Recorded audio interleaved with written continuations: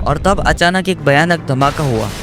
अक्सर हम ऐसी छोटी सी बातों को नजरअंदाज कर देते हैं। तेज हवा के कारण प्लेन से बाहर उड़ गई और सबसे सीरियस केसेस में जान भी जा सकती है, लेकिन सीट बेल्ट साइन अभी तक ऑन था। सब कुछ बिल्कुल नॉर्मल रूटीन के हिसाब से ही लग रहा था। 28 अप्रैल 1988 इस दिन हीलो हवाई में 1 बजे के आसपास एक airline Aloha air flight 243 ready थी टेक ऑफ के लिए। यह फ्लाइट सिर्फ 35 मिनट्स की ही थी और ये एयरक्राफ्ट था बोइंग 737, जिसे हीलो से होनोलुलु का छोटा सा सफर करना था।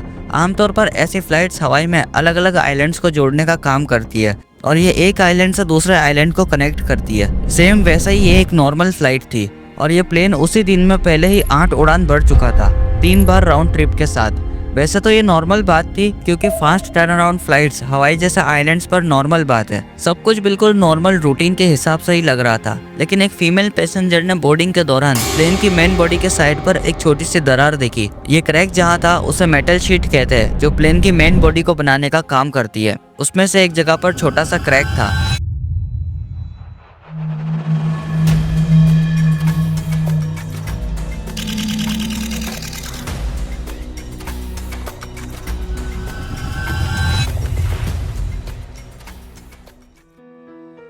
उस फीमेल पैसेंजर ने सोचा कि ये कोई छोटी सी प्रॉब्लम लगती है, क्योंकि एयरलाइन का अच्छा खासा नाम था और ये प्लेन रेगुलर इंस्पेक्शन से भी गुजरता था, तो ये कुछ खास प्रॉब्लम नहीं होगी। अक्सर हम ऐसी छोटी सी बातों को नजरअंदाज कर देते हैं और बाद में ये छोटी सी चीज बड़ी प्रॉब्लम बन सकती है। प्लेन टेक ऑफ करता है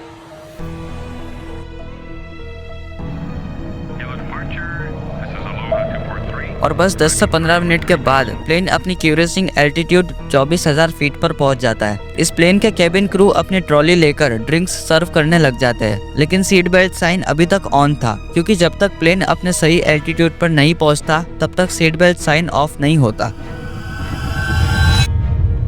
और तब अचानक एक भयानक धमाका हुआ।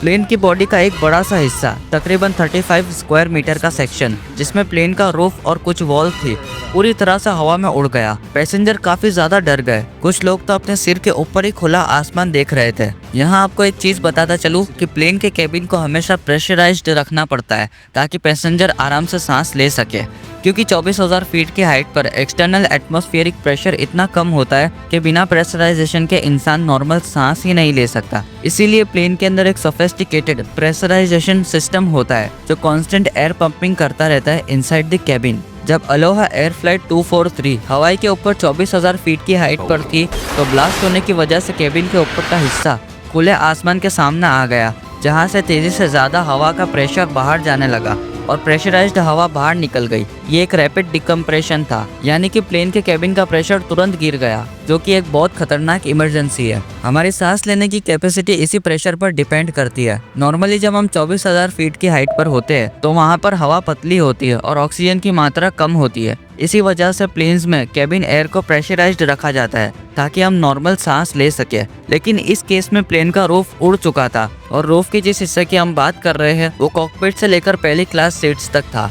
ऑक्सीजन मास्क जो इमरजेंसी के लिए डिप्लॉय होने चाहिए वो भी काम नहीं कर रहे थे, क्योंकि उनका सिस्टम पूरा डैमेज हो चुका था। इसी वजह से पैसेंजर्स को हाइपोक्सिया होने लगा। हाइपोक्सिया का मतलब होता है कि ऑक्सीजन की कमी की वजह से बॉडी और दिमाग को ऑक्सीजन नहीं मिलना। ये बहुत ही तेजी से होता है। करीब 1-2 मिनट के अंदर लोग बेहोश या अनकॉन्शियस हो सकते हैं और सबसे सीरियस केसेस में जान भी जा सकती है। इस एक्सट्रीम सिचुएशन में प्लेन के अंदर 500 किलोमीटर तक तेजी से हवा चलने लगी और टेम्परेचर भी -45 डिग्री सेल्सियस तक गिर गया और लोग बहुत ही डरे हुए थे, क्योंकि अक्सर लोग शॉर्ट्स और टी शर्ट्स में थे। अब जब क्योंकि हवाई एक ट्रॉपिकल जगह है जहाँ कभी इतनी ठंड नहीं होती, इसी वजह से ज्यादातर लोग टी शर्ट्स और शॉर्ट्स में थे। फ्लाइट अटेंडेंट्स में से एक सीबी लेंसिंग रूफ ब्लास्ट होने की वजह से तेज हवा के कारण प्लेन से बाहर उड़ गई और आज तक उनका कभी पता नहीं चला। दूसरी flight attendant Michelle Honda emergency में पैसेंजर को समझाते हुए कॉकपिट की तरफ बढ़ने की कोशिश कर रही थी, और तीसरी फ्लाइट अटेंडेंट जेन सातो जिन्हें लगेज सीधा आकर लगा, जिसके इम्पैक्ट से वो नीचे गिर गई। इस प्लेन के पायलट्स कैप्टन रॉबर्ट शॉन्सहाइमर और फर्स्ट ऑफिसर मिमी टॉम्किंस ऑक्सीजन मास्क पहने हुए थे और तुरंत प्लेन को इमरजेंसी में नीचे लाना शुरू कर दिया। लेकिन प्लेन की नोज थोड़ा नीचे झुक चुकी थी और कैबिन और कॉकपिट का सेक्शन सिर्फ फ्लोर के जरिए जुड़ा हुआ था। इस सिचुएशन में प्लेन के टुकड़े होने की काफी ज्यादा पॉसिबिलिटीज थी। पायलट्स ने हवाई एंटरटेनमेंट के एयरपोर्ट कंट्रोल टावर को नोटिफाई किया कि माउई एयरपोर्ट पे इमरजेंसी लैंडिंग की परमिशन दी जाए। माउई एयरपोर्ट पास भी था और ज्यादा सूटेड भी था इमरजेंसी लैंडिंग के लिए और हीलो से होनोलुलु के बीच में था। पायलट्स फ्लाइट को तेजी से डिसेंड करने लगे और 14,000 फीट तक ले आए, जहां ऑक्सीजन की कमी उतनी ज्यादा खतरनाक नहीं थी। इस बीच प्लेन को हेलियाकला समिट, जो कि एक 10,000 फीट का ऊंचा वॉल्केनिक पहाड़ है जो कि हवाई में है, उससे बचना था। पायलट्स ने स्पीड 170 नॉट्स तक स्लो कर दी ताकि वो केयरफुली माउंटेन से बच सके और नेविगेट करते हुए माउई की तरफ अप्रोच की। जब पायलट्स इनिशियल लैंडिंग की कोशिश कर रहे थे उस वक्त प्लेन का फ्रंट नोज गियर रिलीज ही नहीं हुआ, मतलब प्लेन के आगे का टायर रिलीज ही नहीं हुआ, जो कि एक सीरियस प्रॉब्लम थी। और बेली लैंडिंग करना मुश्किल था क्योंकि डैमेज्ड एरिया के पास फ्यूल टैंक्स में धमाका होने का खतरा था। बेली लैंडिंग एक इमरजेंसी प्रोसेस है जिसमें प्लेन के आगे के व्हील्स डिप्लॉय नहीं होते और वो डायरेक्टली रनवे पर अपने आगे वाले हिस्से के जरिए लैंड करता है, जो एक सीरियस और डेंजरस तरीका होता है, खासकर जब प्लेन का स्ट्रक्चर कमजोर हो। पायलट्स बार बार नोज गियर को डिप्लॉय करने की कोशिश कर रहे थे।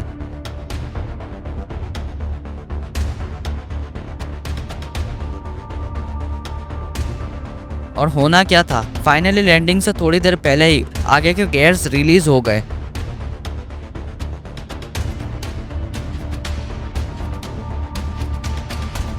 इस वजह से कंट्रोल्ड और ज्यादा सेफ और लैंडिंग पॉसिबल हुई।